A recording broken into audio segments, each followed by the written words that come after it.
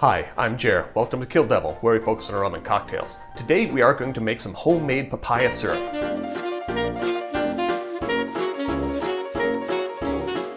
In order to make this recipe, you have to start with processing the papaya.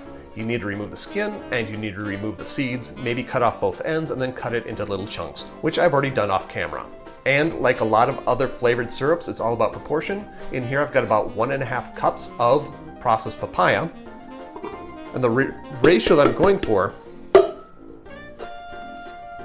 is 4 to 1 to 1. So we've got 4 parts fruit, 1 part sugar, and 1 part water. And since I have a 1.5 cups of papaya, that means 1/4 of that is going to be 3/8 of water, 3/8 cup of water, which is 3 ounces, and 3/8 ounces of sugar. Put all that in the saucepan, and I'll bring it over to the stovetop, and we'll see you there. I'm going to put the mixture over a medium-low heat,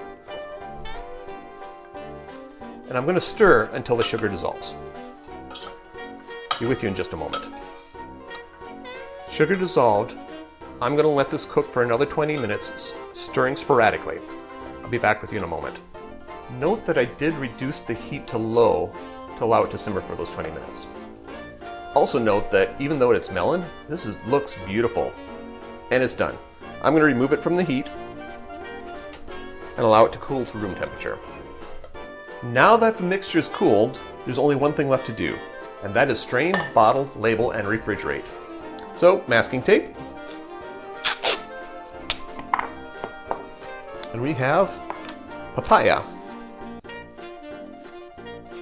4 to 1 to 1. June 23rd. And I'll do the rest of this off camera,